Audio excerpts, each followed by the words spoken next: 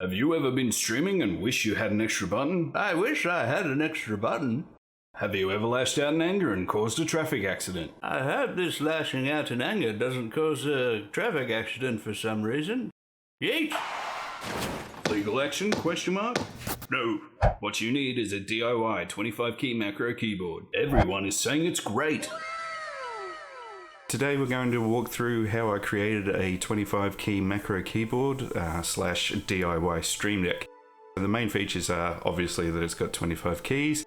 We've got a cool LED animation at startup, and of course we've got the whiteboard ability so you can mark your buttons or change them as needed. So what's the point of having a macro keyboard?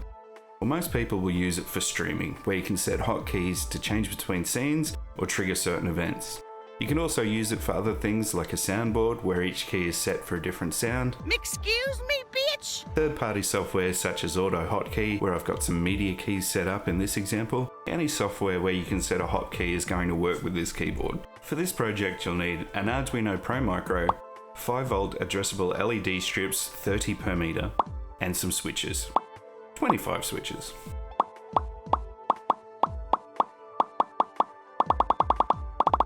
All files for this project are on the Disaster of Puppets GitHub. I'll throw a link below.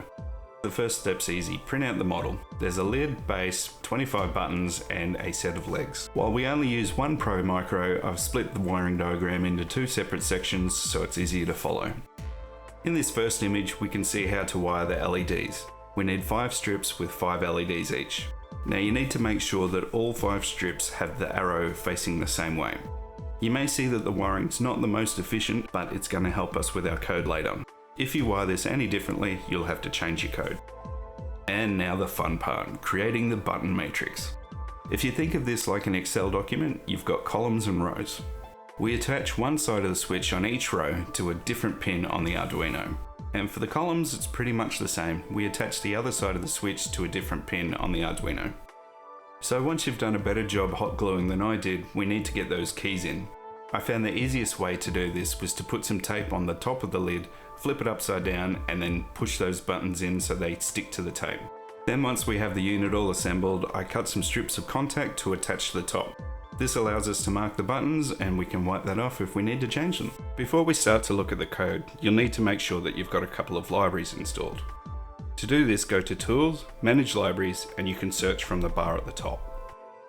You'll need keypad, keyboard, fast LED, and if you get errors, you may need to install USB host. So we declare our variables for fast LED at the top. We've got 25 LEDs and they're being triggered by data pin 2. It's also important to note we've got a delay set here. This will need to be in play, otherwise your keys may need to be hit 2 or 3 times before they work. Now we set up the matrix. In our case, we have 5 rows and 5 columns.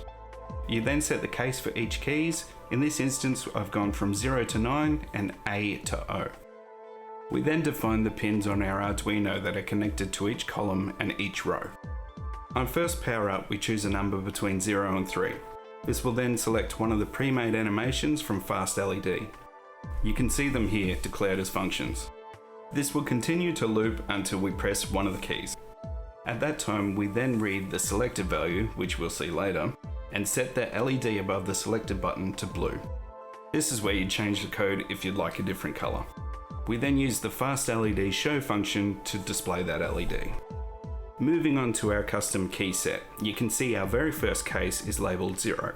This matches the first character we've set in our matrix setup. For each case, I've included serial monitor output. This allows you to troubleshoot if you have any issues. Now to the most important part, where we set our custom keys. The keyboard library supports hidden keys F13 through to F24. By using these, we lessen the chance of a conflict between hotkeys on the operating system or any existing applications. You can find the codes for any of these buttons in the keyboard documentation. We then put a short delay and a release. As mentioned before, this prevents having to press the button multiple times to work. We then move on and do a case for each key. But wait, F13 to F24 is only 12. What do we do then? Nah, you put in another key, you idiot. You can see I've got right shift plus F13, so we do that for the next 12. But wait, what about the 25th? Well, we make it Alt instead of Shift. And you can see the potential for this to make unlimited buttons. I stopped at 25, you could go much further. I found hot gluing the legs on after you've done everything is going to make things a lot easier. Maybe I should have said that at the start, but surely you've watched this whole video before you started, right?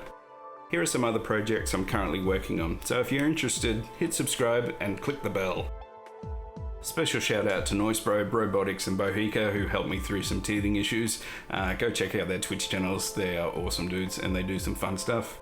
My last video goes a bit more into depth about the puppet mouth mech, the gargoyle and the reaper. So if that's something that tickles your fancy, click on over and have a look. If you have any questions, concerns, comments, feel free to hit me up on Twitch, Disaster of Puppets. I'm live most days. Leave a comment, subscribe, like, whatever.